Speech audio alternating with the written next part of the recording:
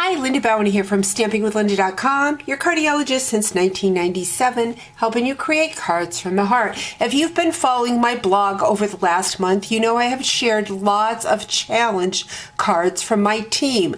Every couple months, I send out a challenge to my team to be creative, and they have a chance to earn free product. Well, today is Tuesday in Creative Fold, and I thought I would share with you the second place winner. It was done by Leslie Williams from Mentor, Ohio, and she did this adorable flip card, which earned her $75 in product. So today I'm just going to show you how to make the flip card. I am going to be using this fold for a card in the future, but for today we're just going to concentrate on doing this fold. So I'm going to bring in my new personal trimmer from Stampin' Up!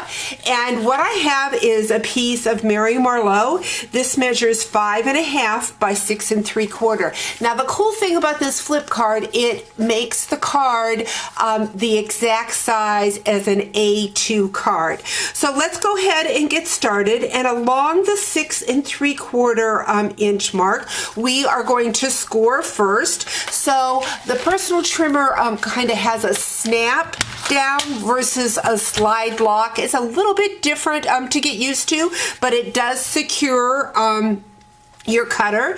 And so what I'm going to do is I'm going to put my cardstock at the 2 3/4 inch mark, and I am going to score down to the 1 1/4 inch mark. So I'm going to go ahead and stand up so I can see my marks, and I'm going to score down to 1 1/4.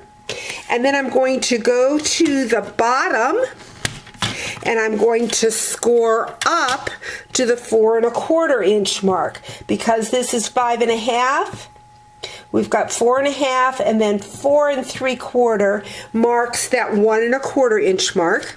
So we're going to flip my card around and we're going to do the same thing. We're going to line it up at the 2 3/4. We are going to score down to the 1 1/4. Then we're going to go from the bottom and stop at the 4 1/4. So we've got 2 score lines, but not all the way through. Next, what I'm going to do is I'm going to flip my card around, and this time we are going to cut. So we are going to cut at the 1 1/4 inch mark. So we're going to go in here and we're going to start cutting at the 1 1/4 inch mark. Let me get my cutter right up there. We do have little marks here to measure, and we're just going to go to that score line. So just down to the score line. I'm going to do the same at the bottom. Make sure that I did not move that. So we're going to start at the score line, and that score line is at the 4. So we're going to score down, or cut down, I'm sorry, to the 5 1/4 inch mark. I'm going to do the same on the other side. I'm going to go in at the 1 1/4. We are going to start at the 1 1/4.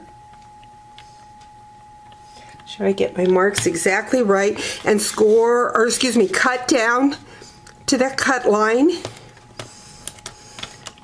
Now you could either start from the bottom up. I'm just starting from that score line, which is at the 4 inch, and I'm going to score down to 5 1/4. So what you need to remember is that we're cutting a 1 1/4. We're marking 1 1/4 all the way around. So now I'm going to go in here, line it up at the 1 1/4 mark. And then I'm going to start at my cut line and cut up to my cut line. Going to do the same on the other side. Going to go into the 1 1/4. Start at my cut line and go down to my cut line.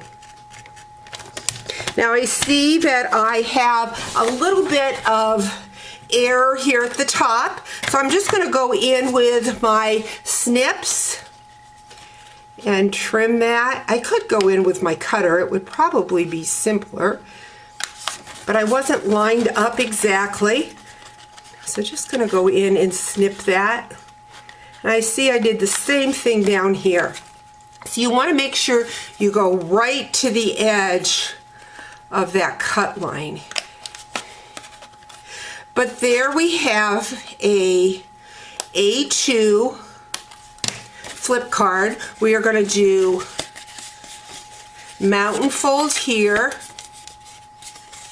and a valley fold here. And there you have your flip card. Gonna bring Leslie's back in. I like the way she used the embossing folder just on the flaps on the side to give some interest to her card. Now how you would do that is I'll just bring in my folder to show you. I'm just going to put the folder in right up to that edge, leaving that flap out. So when I run it through my die cut machine, I am just scoring those side flaps. Isn't that a fun flip card? And again, come back in the next week or so and I will share my card using this design shared by Leslie. Thanks for joining me. Talk to you real soon. Bye-bye.